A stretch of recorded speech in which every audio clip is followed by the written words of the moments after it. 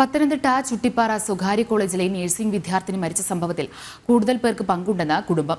സംഭവത്തിന് പിന്നിലുള്ള എല്ലാവരെയും നിയമത്തിന് മുന്നിൽ കൊണ്ടുവരണമെന്നും കോളേജ് അധികൃതരുടെ പങ്കടക്കം അന്വേഷിക്കണമെന്നും കുടുംബം ആവശ്യപ്പെട്ടു.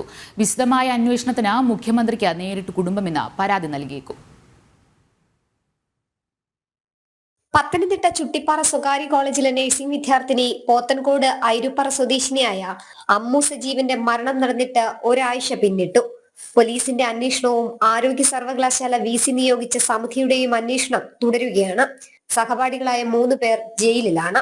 സഹപാഠികൾക്ക് പുറമെ മരണത്തിൽ കോളേജ് അധികൃതർക്കുൾപ്പെടെ കൂടുതൽ പേർക്ക് പങ്കുണ്ടെന്നാണ് കുടുംബം ആരോപിക്കുന്നത്. സംഭവത്തിൽ നവംബർ 15-നാണ് താമസിച്ചിരുന്ന ഹോസ്റ്റലിന് മുകളിൽ നിന്ന് അമ്മു വീണതായി വീട്ടുകാർക്ക് വിവരം ലഭിക്കുന്നത്. തിരുവനന്തപുരം മെഡിക്കൽ കോളേജിൽ എത്തിച്ചെങ്കിലും അമ്മു മരണപ്പെട്ടു. അമ്മുവിനെ ആരോ അപായപ്പെടുത്തിയതാണെന്ന് ഉറച്ചു വിശ്വസിക്കുന്നതായി അമ്മുവിന്റെ സഹോദരൻ ആവർത്തിക്കുകയാണ്.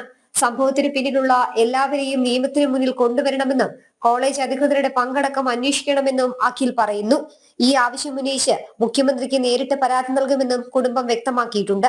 നിലവിലെ അന്വേഷണത്തിൽ തൃപ്തരാണെങ്കിലും കുറ്റക്കാരെ മുഴുവനും നിയമത്തിന് മുന്നിൽ കൊണ്ടുവരികയാണ് കുടുംബത്തിന്റെ ലക്ഷ്യം. ജനം, തിരുവനന്തപുരം.